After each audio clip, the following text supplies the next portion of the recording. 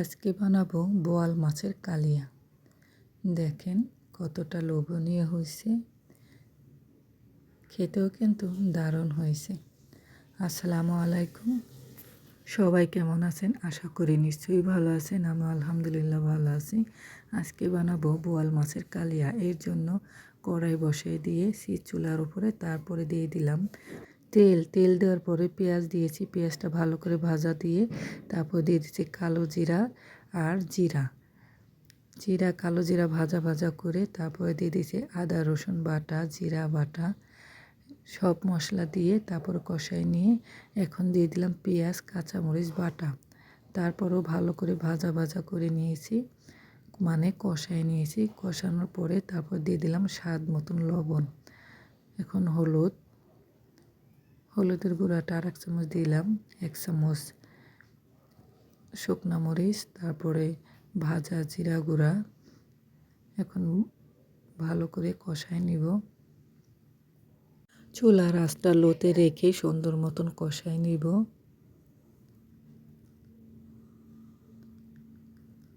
কষানো আমার হয়ে গেছে, দিয়ে দিলাম অল্প একটু পানি দিয়ে তারপর আবার একটু কষাই নিব। কষানোর পরে এখন দিয়ে দিব টমেটোটাও ভালো করে কষাই নিব। ভিডিওটি যদি ভালো লাগে লাইক কমেন্ট করবেন, শেয়ার করবেন, ফেসবুক পেজটা সবাই ফলো দিবেন। আমার রেসিপিগুলো কেমন লাগে আপনাদের সুন্দর মতামত কমেন্টে জানাবেন।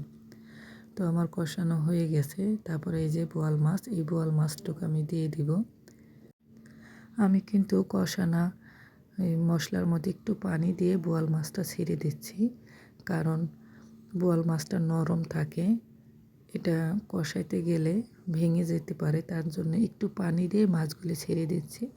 এখন আস্তে আস্তে কষাইতে হবে, আর মাছগুলো আস্তে আস্তে উল্টাতে হবে। বোয়াল মাছটা এমনিতে নরম। তো কষানো হয়েছে, বেশ কিছুক্ষণ কষিয়ে তারপরে দিয়ে দিলাম পানি।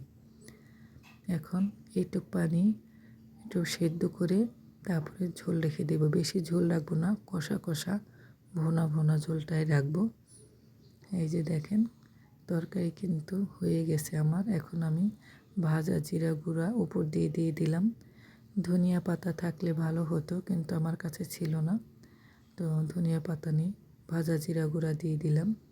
দেখেন কত সুন্দর হয়েছে বোয়াল মাছের কালিয়া।